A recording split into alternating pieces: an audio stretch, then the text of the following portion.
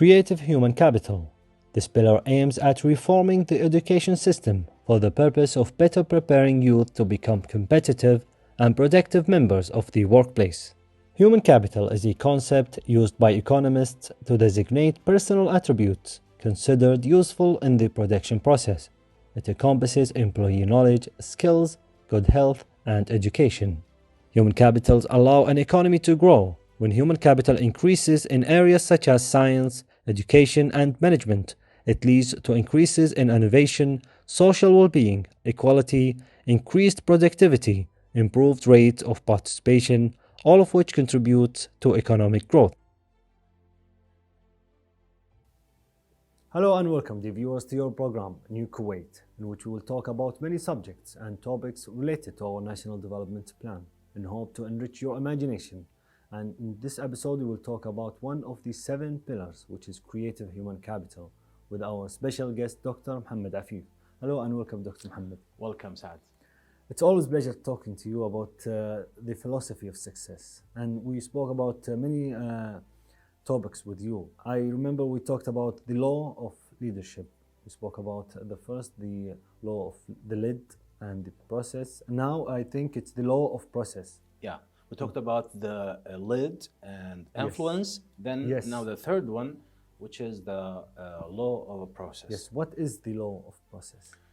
As we talked before, it is the book by John C. Maxwell, the 21 irrefutable laws of leadership. We started with the first law, which is the law of the lead. Then we moved to the second law, which is the law of influence. Now this is the third one, which is the law of a process. In short, the law of a process means leaders are not made in one day. Leaders can be made through a process of development. Now here we talk about development exactly. Now, when you want to develop a person, so you need enough time to develop this person and to move him from this level to a higher level. Now, the law of a process says that it is something kind of accumulative. Now we are talking about how the leaders are made through development. The famous question, and I think you have come across this question before, which says, are leaders born or made? Yes. A very famous and traditional question. Actually, and this is my question right now, because you said they have to go into process to become a leader. Yeah. So do you mean that they have the instinct of being a leader and then go to the process? Yeah, we should build on something. We cannot build on nothing. So they have the instinct, but they have to make them go through the process. Let's say so. To become more leaders, knowledgeable. you cannot create a leader who has not the base of being a leader. So you find the leader, and then you take it to the process. You don't create it, you find it. Now, I think we talked about that before. Yeah. When we talked about 2% are born leaders, and 2 other percent are born not leaders. So if we exclude these 2 percentages, now we're talking about the 96, just to make things clear. Wait, you said 2% is leaders. 2%, they are born leaders. And the other 2%? Not leaders. But they will be leaders. No way. 2%, no way to be leaders. Okay. No way to be leaders. So 96, they can now we are talking about the 96, the remaining 96. Who made this decision that says 2% they can? It's not decision. It's a research. It's a famous study. So there's it's a study by experts in leadership. It's not easy to be a leader. It's not easy to be a leader, but it's not impossible. Let's say, I mean, we can as a trainer. Let me talk as a trainer. As a trainer, I am a coach. I believe in creating leaders. I believe in making them because my job says so. Until they are not, unless they are not from the 2%. Yeah. If they are not from the 2%. If you find them, you say that you have no chance. No way. I tell him. He knows. You tell him that you'll know. He knows. Everybody around him knows. So he's all right. Oh, the people, they know that he cannot. But if some of let's talk about this 2%. This is something really amazing to talk about. This research, Dr. Mohammed, is it about men and women or all together? All together. Okay. For sure, leadership is a trait that is linked to men than women. Doesn't mean that we don't have women who are not leaders. No, we have leaders, women, yes, good and real leaders. Yes, sure. But if we're talking about the proneness, it's leadership is prone to is close to men than women. That's the point. Masculinity. It has to be a decision making. Yeah. If you want to talk about this in details, men are born with systematic mindset, with goal-oriented mindset, with logic-oriented mindset, while women are born with emotional mindset. So if you can say it's just in the genes. So men are more can become more than women, and this doesn't mean that women cannot be leaders. They can, but here we're talking about all. Everybody.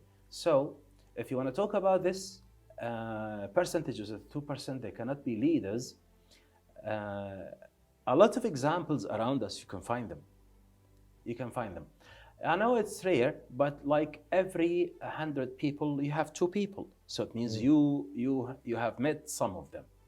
How do I know? They know.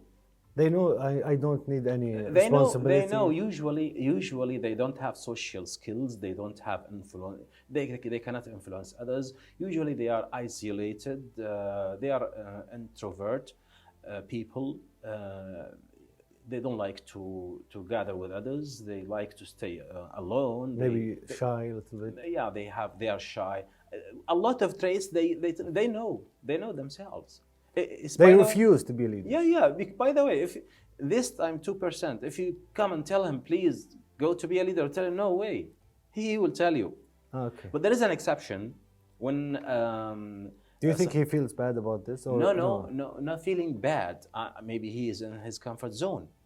But Sahabi Abu Dharr, when he came to Prophet Muhammad, peace be upon him, he asked for leadership, and Prophet Muhammad knows. He said, "No, you're not. You're not. You cannot fit. You cannot be a leader." But how come he knows that he won't be a leader? No, he chose. Abu Dharr is an exception. The 2%, they know themselves very well. They don't even think about being leaders. They know, and people around them, they know, because it's a huge responsibility. Yeah. And it has got like traits. He doesn't have the traits. How comes that? How to talk to people?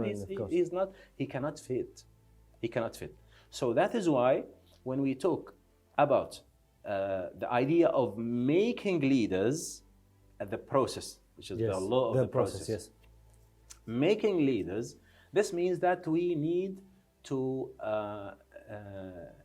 consistency and insistence together. Yes. So once you have somebody who is consistent, I mean, he is developing on daily basis, intervally. He's developing. That's why we say leaders are readers. Yeah. This is a point which is very important to highlight. If you go to any leader, any manager to his office, and you don't find he has got like a book on his desk, on his table, it means that he doesn't read. This means that he needs a lot. He needs a lot. That's the minimum. Of course, leaders are not created, made through only reading. But his reading is the first. It's to initiate, to start. Let's talk about the 2% that they know they are leaders. They are leaders. So these people, they know and they want to become. And the people around them know as well. They want to become leaders. They are leaders. They don't want to. They are leaders. They behave as leaders when they were children. See, you can find. They say I am a leader. No, no, or, no. You can find the boy. You can find the boy when they're playing, let's say, football, and Yeah. they are there, and you find one of them. He is giving orders. He is giving instructions. He is telling you go there, you go there. I'll be here. choose the time to play. He is leading. No, I mean the mentality of this person. Does he know that I am a leader, or If he's he is just born, acting? he will start to understand when he started to be mature. But when he is a kid, when he is a child, let's Yes. say, he doesn't. He is a leader. He is leading, But he he doesn't. doesn't know the term, the terminology. So it's about arrogance and being egoistic and about this, because I am a leader. No, This is something- arrogance. No, wait. Arrogance has nothing to do with leadership. A lot of people, Snobbery has nothing to do with leadership. a lot of people, they want to lead just because they feel good about becoming a leader. Leader not of enough. a party, leader of a That's not enough. company. Yes, but they managed to do it. No. That's not enough. This is part of the story. But see, if you want to talk about this, I'll just give you a better example. Self-confidence. Self-confidence. Now, how can we, there's a slight difference between self-confidence and arrogance. When somebody is arrogant and somebody is self-confident, a lot of people, they cannot know the difference between them. It's in the heart, you mean? No. I mean, how can you say this is a very slight, it's a very, very, it's a very little difference between the self-confident person and the arrogant, the snobbish. See, it's so difficult to say, to tell the difference between them. Yes. That's why people, sometimes they think an arrogant person as self-confident. Yes. And they feel that a self-confident person, they tell about him he's an arrogant person, which is not right. Get a point? Because they have problem. So arrogance has nothing to do with leadership. Yes, I know. Self-confidence. Yes, I know we stray away from the main subject, but Still, we are on the point. Let me ask you this question. So, is there a virtuous leader and evil leader in terms of leading?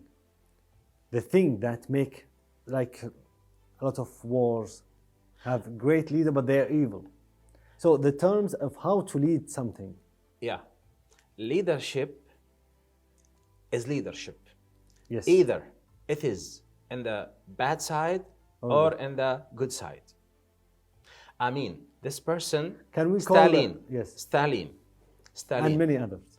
Stalin and many others. Let's take Stalin because it's a very, by the way, he is even more bloody than Hitler himself. Stalin. Yes. So, yes, he is on the negative side of leadership, but he's still a leader. You get a point? He has the charisma, they love him. Yeah. He has got a lot of traits and characteristics that say he is a leader. Now, he is using this leadership in a bad way, that's another story. But he's still a leader. Yes. So that's why we can say he has got like influence, he has got charisma, he has got like, he has got some traits that will tell you he is a leader. So leadership can be actually dangerous also. It Can can be be good. dangerous, of course, if I am using anything. See, intelligence. There is an intelligent guy who can make our life better. And there is another intelligent guy who go and steal a bank. Intelligence. I mean, everything in this life has got two parts, two sides. I mean, see, us, a human being, we have the divine side and the evil side. Of course. I think to leadership, it has many stages. Let's talk about, I think you mean by, and especially the 21 irrefutable laws of leadership. They mean leadership in terms of maybe economy, or maybe leading in the It's in general. in the state. It's in general. In general, I think this place, when you said the law of the process, do you mean like going in the process for something, like economy or for maybe political party? Even politically, Yes, business-wise. but these are like, how to say, they are not organic. Now, see, A lot of countries, they have leaders in terms of revolution. They revolutionize something. Let's talk about Steve Jobs. I don't think he's a leader in just his company. He's a leader of, he changed the world. yes, sure. If somebody can do something, as you said, revolutionary, Yes. and he changes something, and the world are following him, he's a leader. He's still a leader. Now, is he bad or good? Something else. That's But I mean, another story. there's stages. Yeah. Now, anybody can do something that makes people follow him. He's a leader. Let's just make From the simplify 2%. it. No. We're talking about now the 98. The 98 now. 98. Yeah. Just for me and the viewers to understand this, because I want to make sure 100% that everyone understands. So the 2% and the 96, 96. they're all the same. No, Eventually. not all the same. Eventually. 2%, they are born leaders with the genes. I know, but are they the same No, in terms of making it? No, of course no, because this person who has come Born. to this world with the genes, leadership in the genes, Yes. he is faster in learning leadership. He's faster in, you cannot. But eventually they will come to the same level? No, not to the same level. I cannot say to the same level, because a person who was born a leader, already he has gone like, many stages and many steps. He's natural. Yeah. He has gone a long way before the 96 people they start, let's say. Yes. This is the idea I want to just make sure, because we need leaders. Not the same. But in the terms of leader, because see, let me just take like two examples. One was born as a leader, and another one is made as a leader. Yes. The one who was born, he didn't follow the law of a process. I mean, he didn't develop himself. Yes. While the one who is made, he follows the process. He knows what to do. And he's developing himself on daily basis. He will be faster than even this one.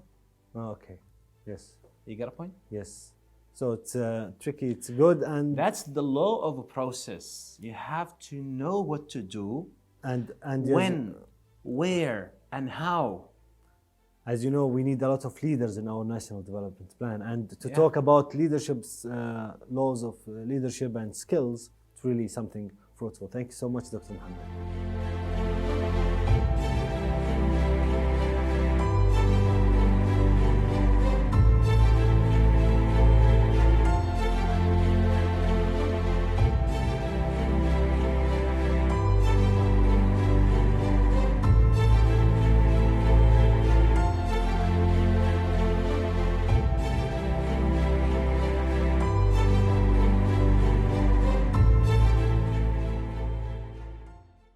Creative human capital. This pillar aims at reforming the education system for the purpose of better preparing youth to become competitive and productive members of the workplace. Human capital is a concept used by economists to designate personal attributes considered useful in the production process. It encompasses employee knowledge, skills, good health, and education. Human capitals allow an economy to grow. When human capital increases in areas such as science, education, and management, it leads to increases in innovation, social well-being, equality, increased productivity, improved rate of participation, all of which contribute to economic growth.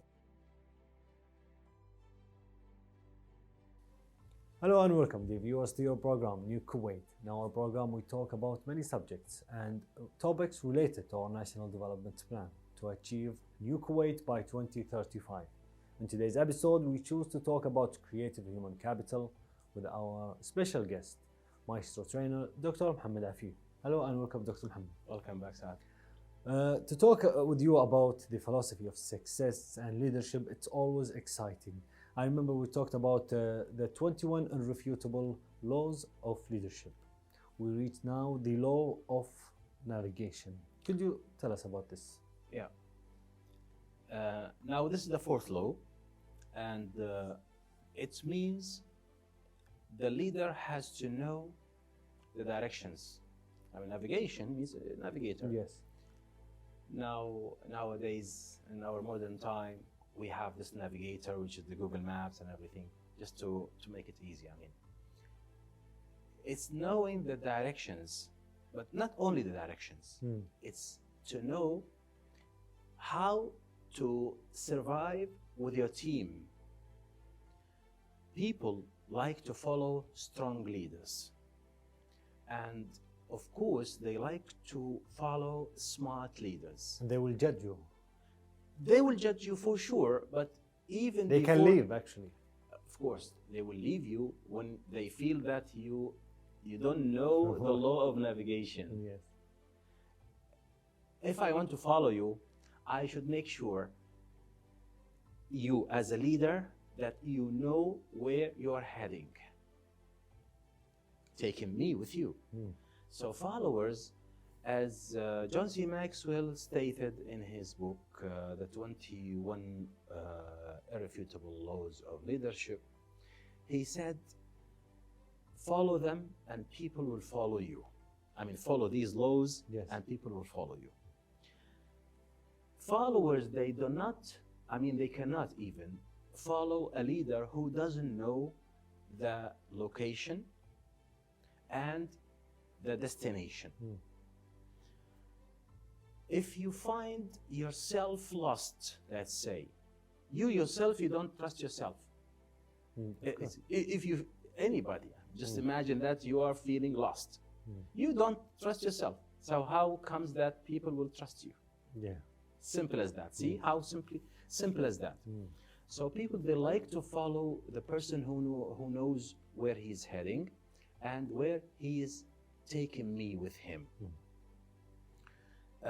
Usually, leaders who want to lead people professionally, systematically, with the clear goals, they should know exactly where they are heading. I mean, the goals, the objectives as well.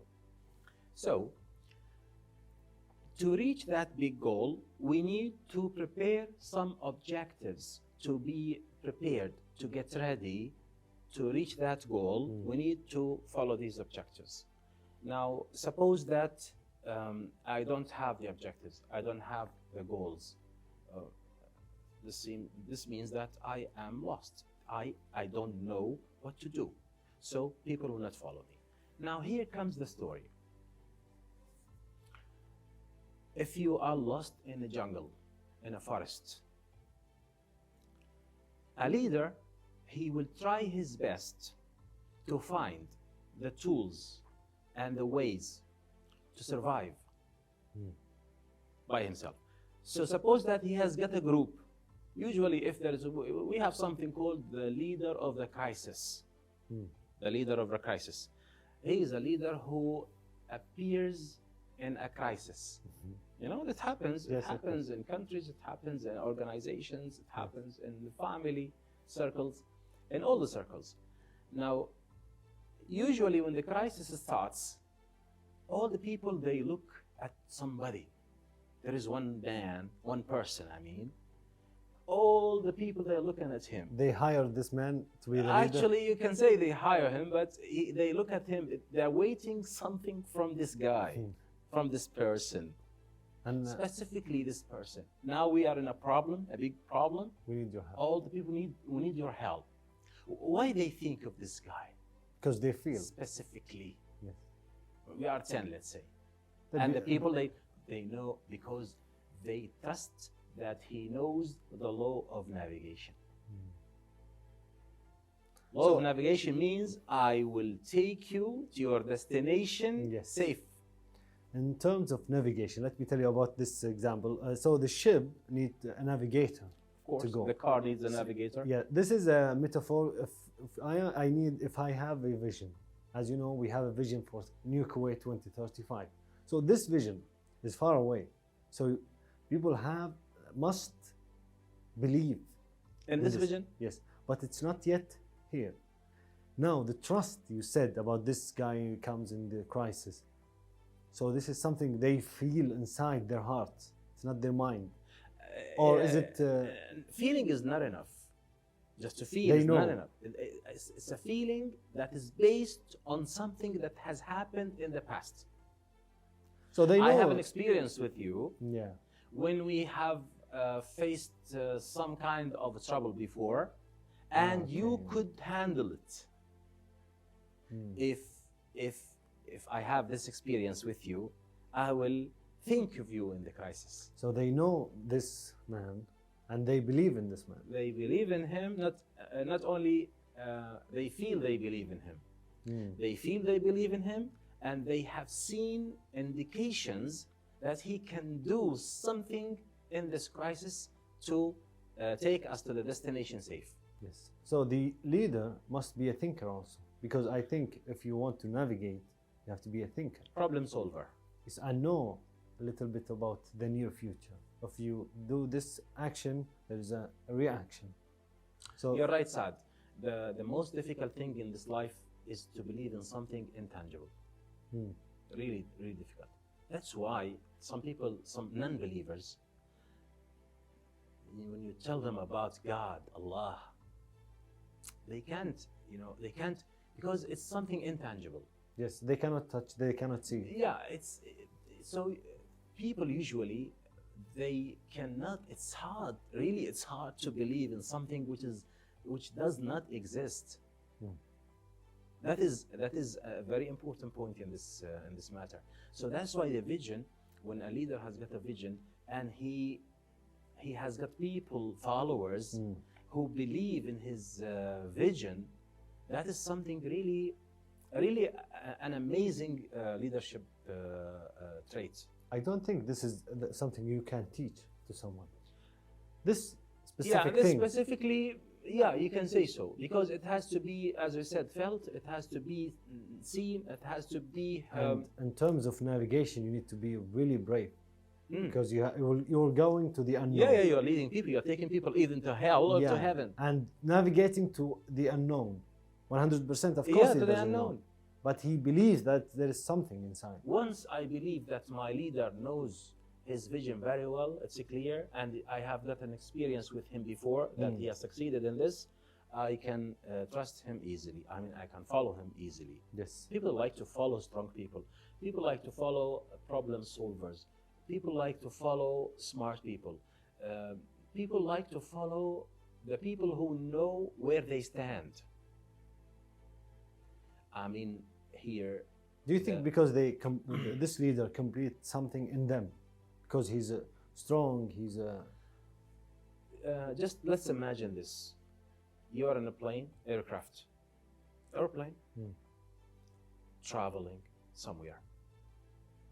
You go to your seat, you feel safe, relaxed, feeling comfortable, having food, enjoying movies, drinking coffee. Yes. Why is all this happening? Well, you don't know the guy who is leading you. Yes, but I believe You believe he will take you to your destination. Yes. Why? Because it is well agreed that a pilot should go through trainings and studies and college and all these. He has to learn all this. He's not here out of a sudden, just like this way. He's here after this process, after this long process of learning, of training. That's why he is leading the aircraft. So I go with him, and I believe that he will take me to my destination. I believe in him totally. I not only believe in him as a pilot, I believe in the system as a whole, in the aviation system. Yes. I follow the aviation system that is safe and everything. So that's why I believe that he will take me to my destination. I feel fine. Yes, brilliant. Let me take this to a minor example. Let's talk about ourselves. I think someone should lead themselves. They lead. They become a leader of their destiny. And when you said navigating is not easy, especially to know where to go. So everyone is a leader of their destination. Yeah, you're right. Yes. So this philosophy of navigation or navigating your destiny, how do you think This is like not from the 21 irrefutable laws. If you want to reflect this on self Yes. leadership, it's, I can tell you why we see people, two people, let's say, they go on the same track, the same path. Yes. They're running the same business, doing the same tasks. One of them, he arrives and the other doesn't arrive. Law of navigation. Yes. And One of them, he knows to navigate, Yes. and the other doesn't know to navigate. so when you go to a dead end, you said, this is not my my route. I don't want to go there. So you go back, right? Yeah. You go back because the other guy, he reached the destination. But what about someone in the middle of the journey? Let's say. The vision is not clear. Yes. If- You see, I changed the subject to make it personal. Brilliant, brilliant. It's really clear. And So the vision important. is not clear. Yeah, I mean, his vision is not clear. And if he returns, if he goes back, it's not that big deal. It's fine. At least he is correcting. Yes. How to stay relaxed and know the true vision? Because everyone says you need to be silent, do meditation, become relaxed, just stay away from everything. And this thing will tell you. Is it true? Do you think it's true that something will pull you in? Like you are a maestro trainer now. Yeah.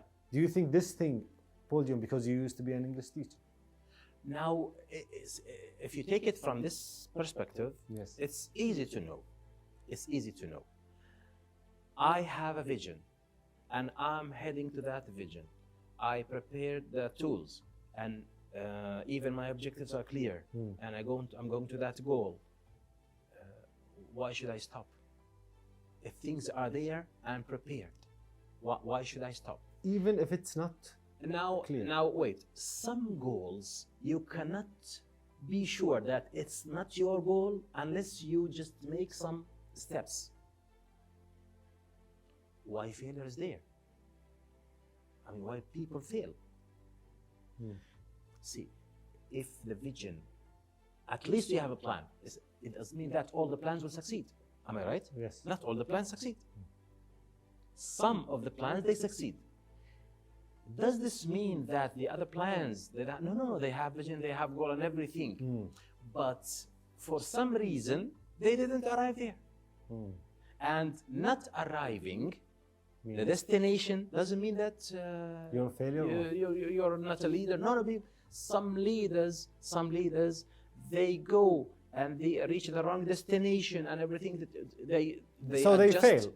They fail. As we said in the previous episodes, in human development, we don't believe in the word fail. They fail in terms of in terms of process. Yes.